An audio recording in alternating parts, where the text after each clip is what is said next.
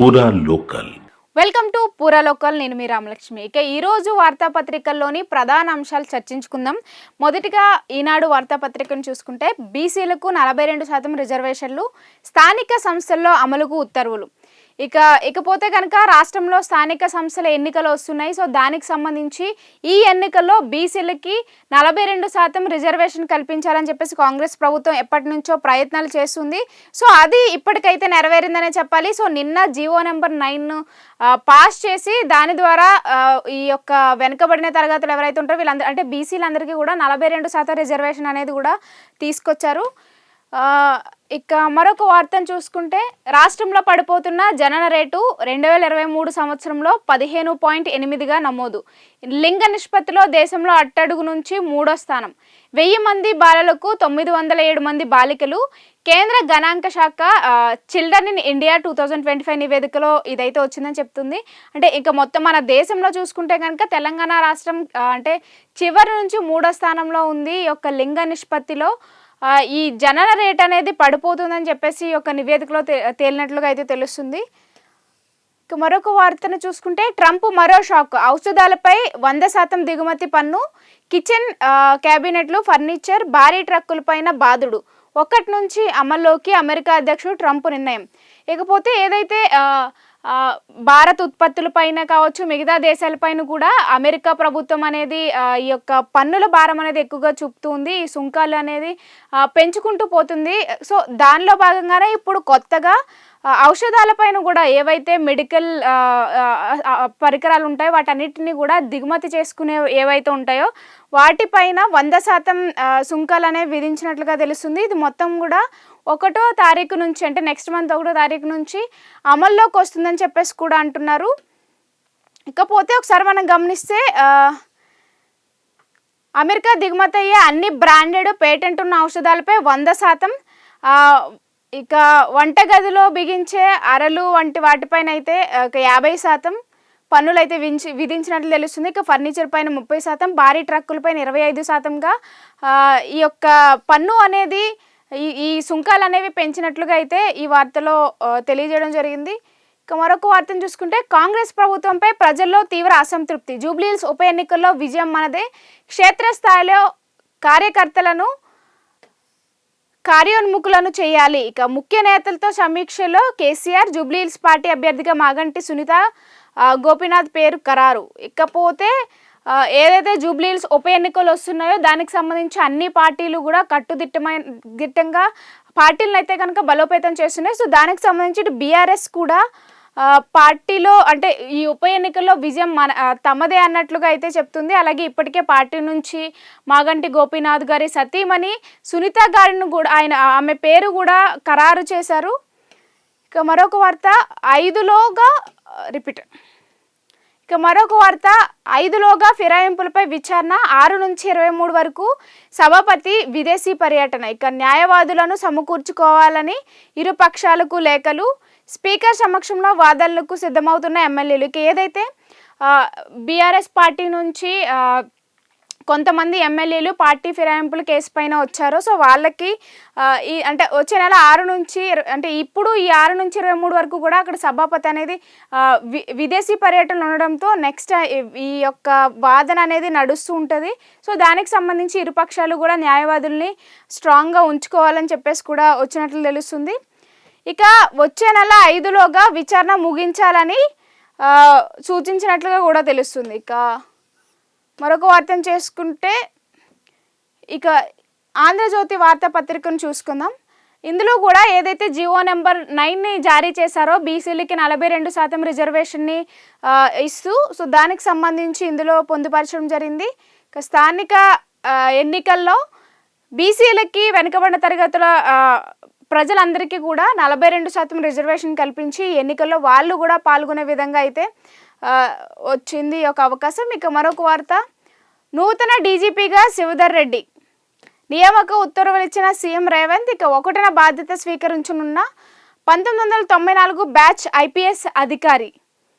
ఇక నెలాఖరున జితేందర్ పదవి విరామం చేస్తారు. ఈ నెలాఖరున తర్వాత కొత్త డీజీపీగా శివధర్ రెడ్డి గారిని అయితే కనుక 1వ తారీఖున ఆయన్ని ఆయనకి అంటే ఈ నియామక ఉత్తర్వులు అనేది కూడా ఇస్తారని చెప్పేసి అంటున్నారు.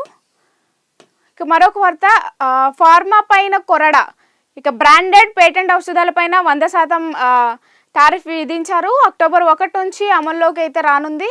ఇక మరొక వార్తను చూసుకుంటే, ఉగ్రం మూసి జంట జలాశయాల నుంచి దిగువకు భారీ వరద నీరు. ముసారాంబాగ్ చాదర్ఘట్ వంతెనపై నుంచి మూసి.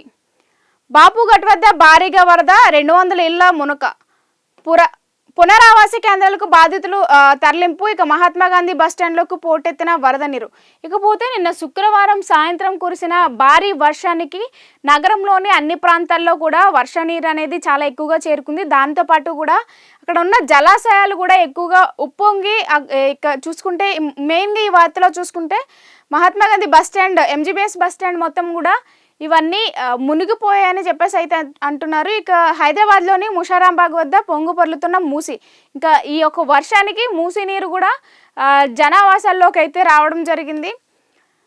మరొక వార్త, జూబ్లీహిల్స్ బీఆర్ఎస్ అభ్యర్థిగా మాగంటి సునీతనైతే ఖరారు చేశారు.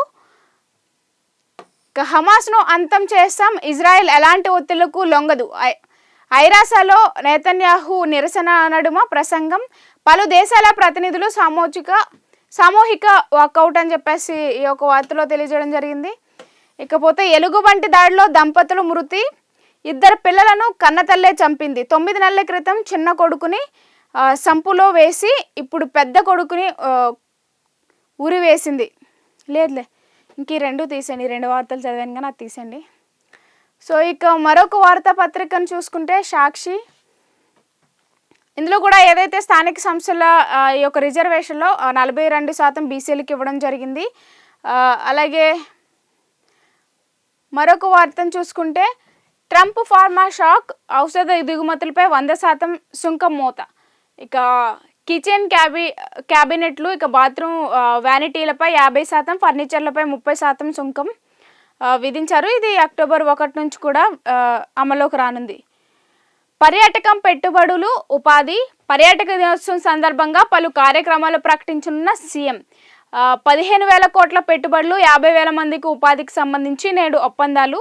హైదరాబాద్, సోమశీల, శ్రీశైలం మధ్య హెలికాప్టర్ టూరిజం. నాగార్జున సాగర్, శ్రీశైలం, ఇక శ్రీశైలం నుంచి భద్రాచలం సీప్లేన్ విహారం. ఇకపోతే ఈరోజు వరల్డ్ టూరిజం డే సందర్భంగా ఈ యొక్క ఈ రోజుని సందర్భంగా పలు కార్యక్రమాలు అయితే కనుక సీఎం రేవంత్ రెడ్డి చేయబోతున్నారని చెప్పేసి అంటున్నారు. ఇంకా 15,000 కోట్ల పెట్టుబడులు పెట్టి 50,000 మందికి ఉపాధి కల్పించాలి ఈ విభాగం ద్వారా అని చెప్పేసి కూడా ఆయన నిర్ణయించున్నట్లు తెలుస్తుంది. ఇక తెలంగాణకు రెడ్ అలర్ట్. వచ్చే 2 రోజులు భారీ నుంచి అతి భారీ వర్షాలు కురిసే అవకాశం ఉంది. ఇక మనం చూసుకుంటే గత 3-4 రోజుల నుంచి నగరంలో అయితే కనుక కుండపోత వర్షాలు ఎడతెరిపి లేకుండా కురుస్తూనే ఉన్నాయి. ఇకపోతే ఈ వర్షాలు వచ్చే 2 రోజుల పాటు కూడా ఇదే విధంగా కొనసాగే అవకాశం ఉన్నట్లుగా అయితే ఇటు ఐఎండీ కూడా హెచ్చరికలు జారీ చేయడంతో ఇటు అలర్ట్స్ కూడా జారీ చేసింది రాష్ట్రంలోని కొన్ని జిల్లాలకి. అలాగే ఇక సీఎం నిర్ణయంతో 15,000 కోట్ల భారం. మెట్రో నుంచి ఎల్ఎన్టీ నిష్క్రమణ వెనుక రేవంత్ కక్ష సాధింపు అంటున్నారు కేటీఆర్. ఇక కాంగ్రెస్లో మదర్ డైరీలోని ఒక డైరెక్టర్ పదవి కోసం నల్లగొండ ఎమ్మెల్యేల మధ్య విభేదాలు. ప్రభుత్వాల కోసం బీఆర్ఎస్తో ములాఖత్ అయ్యారని ఎమ్మెల్యే షామేల్ ఆరోపిస్తున్నారు. అలాగే ఆలేరు ఎమ్మెల్యే బిర్లా ఐలయ్యపై నేరుగా విమర్శలు కూడా వినిపిస్తున్నాయి అంటున్నారు. అలాగే వివాదంపై ఢిల్లీ నుంచి పీసీసీ చీఫ్ మహేష్ కుమార్ గౌడ్ ఈ యొక్క విషయం పైన ఆరా తీసినట్లుగా కూడా ఈ వార్తలో అయితే పొందుపరచడం జరిగింది.